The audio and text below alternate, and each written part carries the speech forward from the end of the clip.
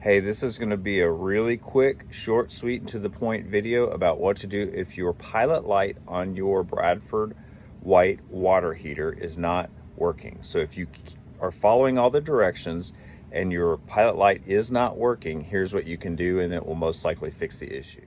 Okay, so here we are at the water heater. If you have a Bradford White, it looks something like this or very similar to this.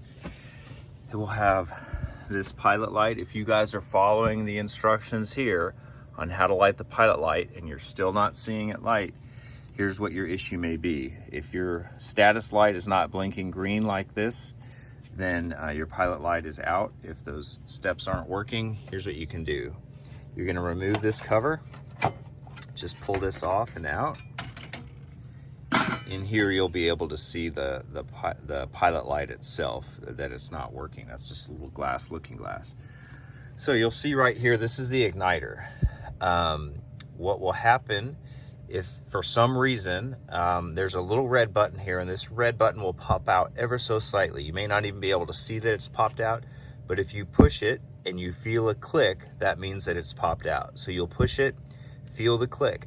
That's going to reset the system, and then you'll be able to follow the instructions here to light your pilot light here, and that should solve your issue.